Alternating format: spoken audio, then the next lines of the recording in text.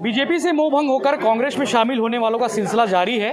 ये पांचवा दिन है, पांचवी बार है जब बीजेपी के लोग कांग्रेस में शामिल हुए हैं। विधायक देवेंद्र यादव के समक्ष आज इन्होंने कांग्रेस का गमछा पहना है। भाजपा के कट्टर समर्थक हुआ करते थे, भाजपा की रीढ़ की हड्डी हुआ करते थे, ऐसा कहते हैं लोग। सही है जी, अगर लोग कहते हैं कुछ सच्चाई होगी। क्या हो गया कि अचानक से बीजेपी छोड़ के कांग्रेस आ गए? नहीं, बीजेपी को कुछ नहीं हुआ है, बीजेपी को लोगों को बहुत कुछ हो गया है। आज आगे आप चर्चा करेंगे तो आगे और सवालों का जवाब दूंगा। क्या हो गया है बताइए। नहीं, बहुत कुछ हो गया है। युवाओं को अपना भविष्य नहीं दिख रहा है। यहाँ साथ के जो काम करने वाले साथी हैं उनको वहाँ जगह नहीं मिल रही है। हमारे कहने के बाद भी जगह नहीं मिलती है। हमारे साथ तो अगर कोई काम करता है तो हम तो पहले अपने साथ काम करने वाले लोगों का सम्मान चाहते हैं। हमारा सम्मान हो या मत हो, अगर हमारे लोगों को सम्मान नहीं मिलता है तो हमको दुख होता है। और जब इंसान को दुख होगा तो इंसान फैसला करेगा। जो लोग चर्चा कर रहे हैं कि आप लोग रीढ़ की हड्डी हुआ करते थे, वो इस बात की भी चर्चा कर रहे हैं कि आप लोगों के खिलाफ में कई तरह के मामले भी हैं। आप लोग के कारोबार आपराधिक प्रवृत्ति से जुड़े हुए हैं। आप लोग राजनीतिक संरक्षण के लिए कांग्रेस आए हैं। नहीं, अगर राजनीतिक संरक्षण के लिए कांग्रेस आना होता तो कांग्रेस की आज सरकार बने हुए 3 साल हो गए हैं। हम 3 साल पहले इसी विधानसभा में इन्हीं कांग्रेस के कार्यकर्ताओं से जमकर लोहा लिए और किए। अगर सरकार बन गई थी तो 3 साल मुझे नहीं लगता राजनीतिक संरक्षण में रहना होता। तो 3 साल में राजनीतिक संरक्षण के बगैर क्यों रहता? खतरा महसूस तो नहीं हुआ? नहीं, कोई खतरा महसूस नहीं है। थोड़ी सी परेशानियां हैं, हो सकता है आगे आप सवाल करेंगे तो उन परेशानियों को भी मैं बताऊंगा आपको। एक के बाद जैसे 3-4 लोग, कोला राजू भी आ गए छोड़ के कांग्रेस, बीजेपी भी नहीं थे, वो कांग्रेस आए। लेकिन उनके अलावा कई लोग ऐसे हैं जो बीजेपी संगठन के एक नेता थे, आ गए। आप लोग भी आ गए, तो मतलब कोई तो रीज़न होगा ना। मतलब क्या आप लोग सोचे? बताया ना, युवाओं को मौके की बात है। अभी हमारे यहाँ नगर निगम चुनाव संपन्न हुआ। बहुत से युवाओं को बोला गया कि आप इस वार्ड से तैयारी करो, आप उस वार्ड से तैयारी करो, जो युवा मेरे साथ काम करते हैं। आज किसी भी युवा को टिकट नहीं मिला कुर्सी पार के एक भी वार्ड से। जो लोग टिकट बांट रहे थे या जो लोग संगठन बना रहे थे वो खुद की टिकट मांग रहे थे और खुद चुनाव में लड़ करके पार्षद बन के बैठ गए हैं। उनको किसी नीचे वालों की चिंता नहीं है। तो नीचे की चिंता किसी को तो करनी पड़ेगी। चूँकि मैं सबसे सीनियर था इन लोगों में, जिनकी बात आप कर रहे हो वो पार्टी में अगर मेरे बाद आए हैं। नहीं तो आपने अपने नेताओं से बात नहीं की? क्या हम लोग का मन वो नहीं है पार्टी? नेताओं से बात करने की ज़रूरत नहीं पड़ी, क्योंकि हमने जब ये जो या कांग्रेस प्रवेश करने की बातचीत पिछले 25 दिनों से चल रही है। भाई विधायक देवेंद्र यादव जी घर पे भी आए, चर्चा हुई, सारा चीज़ पूरे भिलाई शहर को मालूम चला, लेकिन हमारे नेता ने हमसे बात नहीं करी इस विषय में। नहीं तो आप भी तो एक पीड़ा बताए होगे ना अपने नेताओं को कि बहुत सब ठीक नहीं चल रहा है, अच्छा नहीं। सुनने वाला कोई होता तो मैं आज कांग्रेस में क्यों आता? पीड़ा सुनने वाला कोई नहीं बचा भारतीय जनता पार्टी। मंत्री प्रेम प्रकाश पांडे है, जहाँ से विधायक भी है, वो जिला अध्यक्ष हैं। राकेश पांडे है, विद्यारतन भसीन विधायक हैं, सांसद है। बहुत लंबी चौड़ी फौज है। हाँ, लंबी चौड़ी फौज है, लेकिन लंबी चौड़ी फौज जमीन पे नहीं है। लंबी चौड़ी फौज जमीन पे होती तो हम जमीन पे बात करते। कोई सुनने वाला है नहीं। जिन लोगों के आप नाम ले रहे हैं उनमें से कई लोग जब उनकी पार्टी के अंदर चली तो उन्होंने काम किया। आज पार्टी के अंदर मुझे ऐसा लगता है, पर्टिकुलर मुझे ऐसा लगता है कि आज पार्टी उनकी भी नहीं सुनती। वो चाह के कुछ काम नहीं कर पाते। तो युवाओं के लिए कुछ तो करना है। सारे लोगों ने मिल के फैसला लिया। ये फैसला मेरा अकेले का नहीं था, मेरी तमाम समिति के लोग, मेरे साथ काम करने वाली जो टीम है। कितने लोग आए हैं? हम लोग टोटल अभी 25 पदाधिकारी लोग आए हुए हैं। कुछ और साथी आए हैं जो मेरे साथ नहीं आए हैं, वो विधायक जी से बात करके आए हैं, उनकी भी सदस्यता साथ में हुई है। लेकिन युवा की बात कर रहे थे, कुछ सीनियर भी आपके साथ में, इनको क्या तकलीफ है बीजेपी में? मैं बताता हूँ।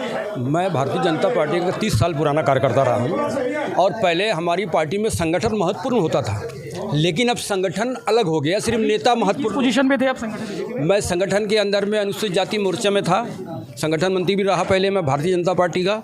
तत्काल में अभी तो मैं नहीं हूँ। 5 साल से मैं बहुत दूरी बना लिया था इनसे और बहुत परेशान भी हो गया था कि इनका आना जाना, ना मिलना, ना जुलना, ना किसी से बात करना, इनने हम लोग को छोड़ दिया।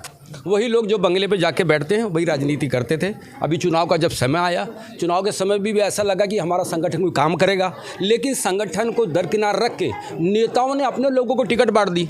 तो कार्यकर्ता इतने सालों तक काम करता, मैं तो टिकट अपने लिए नहीं मांग रहा था, मैं तो मांग रहा था एक कार्यकर्ता जो अपने साथ में जुड़ा है, कई सालों से काम कर रहा है, उसको कब मौका मिलेगा?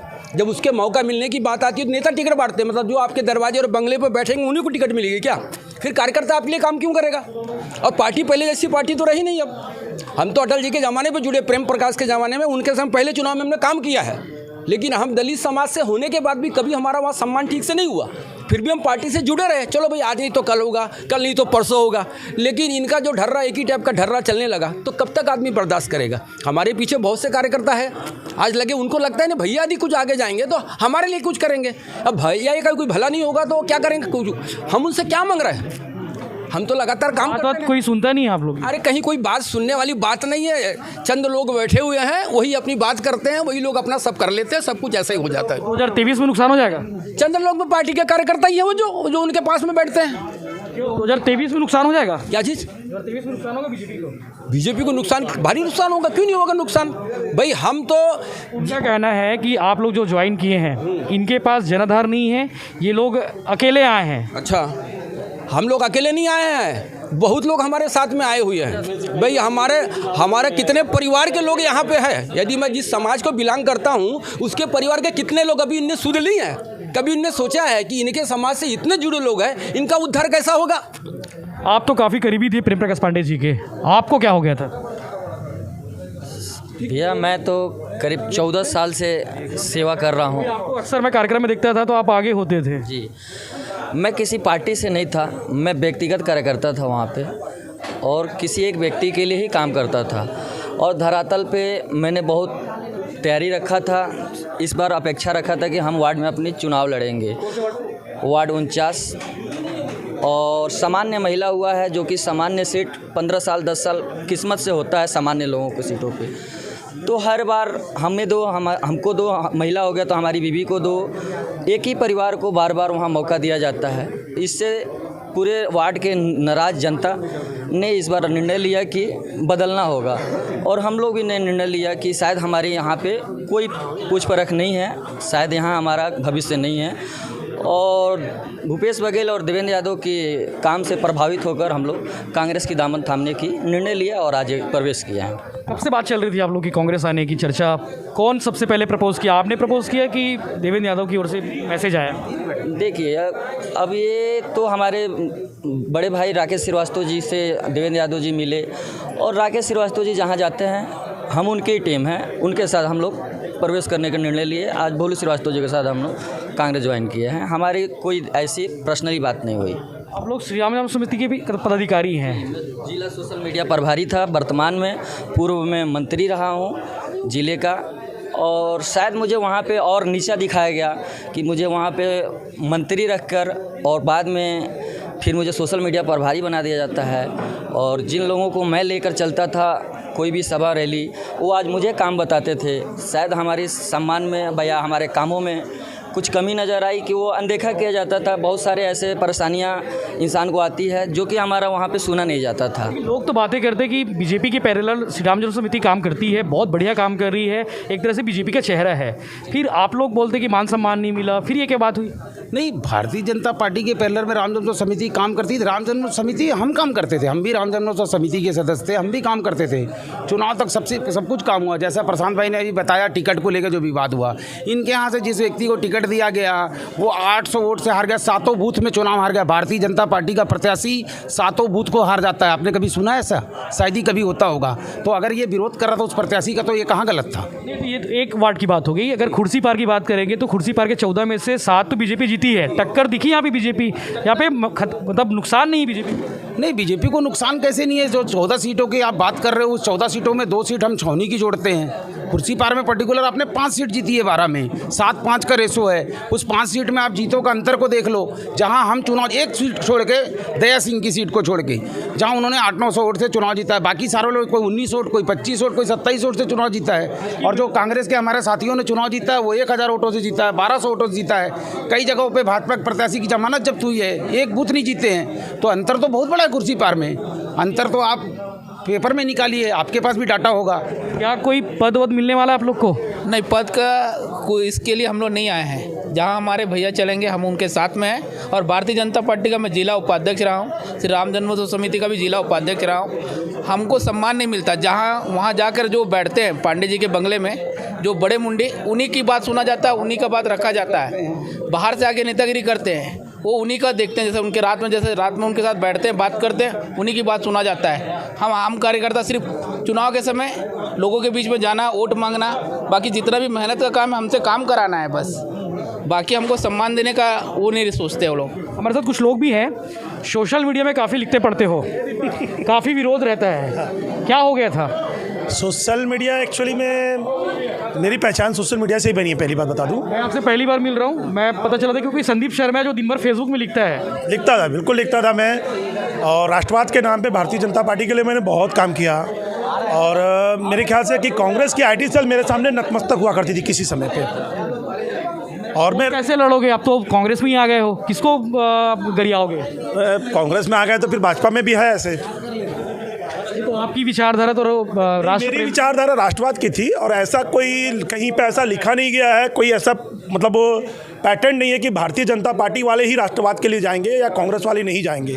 ऐसा कहीं नहीं है ना, किसी संविधान में नहीं लिखा हुआ है कि भाजपा का ही लोग राष्ट्रवाद को चलाएंगे, कांग्रेस को लोग राष्ट्रवाद को नहीं चलाएंगे। पहली योजनाओं का प्रचार करेंगे, अब राष्ट्र की बात नहीं होगी। बिल्कुल जी, योजनाओं का इसी प्रचार करेंगे आप? बिल्कुल करेंगे भाई, और राष्ट्र का भी बात करेंगे, योजनाओं का भी प्रचार करेंगे।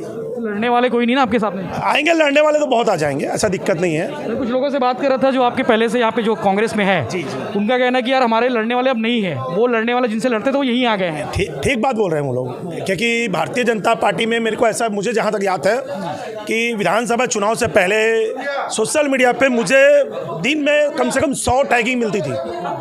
जहाँ पे भी कोई कमेंट्स होती थी वहाँ टैगिंग मिलती थी, और मेरे जब जाने के बाद से वहाँ पर सामने वाला प्रतिद्वंदी अपना हथियार डाल देता था। कैसे मैनेज करते हो, काम करते कि नहीं करते? मैं पेशे से इंटीरियर डिजाइनर हूँ भैया, फर्नीचर का अच्छा दुकान है, मेरा व्यापार है, ये टोटल काम मेरा नाइट में होती है भैया। मैं भर एक्टिव रहते हो, फिर रात में कैसे? एक्टिव, गाड़ी चलाते चलाते फ़ोन चला लेता हूँ मैं। ये बड़ा देखो, चलो ठीक है। इस तरह के बाकी लोग भी हैं। मंगल सिंह हैं जो चुनाव लड़े थे, दया सिंह को टक्कर दी और चुनाव हार गए। कैसे मैनेज करोगे सब चीज़ों को? भी जो कांग्रेस से पहले से ही लोग हैं, कई लोग इनसे चिढ़ते भी रहे होंगे, इन लोगों को कैसे करोगे? देखिए, कहीं कोई मनमुटाव नहीं होता है, राजनीतिक पार्टियां दोनों हैं, है ना। और आज गंगा जमुना का मिलन हुआ समझ लीजिए, है ना। नदी तो नदी होती है, किसी भी नदी का पानी किसी दूसरी नदी से मिलता है तो अलग तो नहीं बहता है, एक साथ ही बहते हैं, एक ही विचारधारा में बहेंगे। आप ज़्यादा एक्सपीरियंस है, आप भी बीजेपी से कांग्रेस गए हो, चुनाव लड़े, चुनाव ठीक ठाक लड़े, इनको क्या टिप्स देना चाहेंगे कि बीजेपी से आने के बाद कांग्रेस में कैसे रहना चाहिए? देखिए, मैं सबसे पहले तो अभी जो साथी मेरे आज कांग्रेस प्रवेश किए हैं उनसे मैं यही कहना चाहूँगा कि हर पार्टी की विचारधारा होती है अपनी अपनी, और एक कार्यशैली भी होती है। और हमारे जो लोकप्रिय विधायक देवेंद्र यादव जी भिलाई के हैं, उनकी कार्यशैली अपनी जगह पे एक अलग पहचान बना के रखी है, भिलाई में युवाओं को काफ़ी प्रभावित करती है। आज देखिए, बहुत सारे युवा जो हैं बीजेपी के जो कार्यकर्ता रहे हैं, पदाधिकारी रहे हैं, वो मतलब बीजेपी के नेताओं से नाराज़ होकर आज वो भारतीय जनता पार्टी छोड़कर कांग्रेस प्रवेश किए हैं। कहीं ना कहीं उनके नेताओं की कार्यशैली पे प्रश्न उठता है।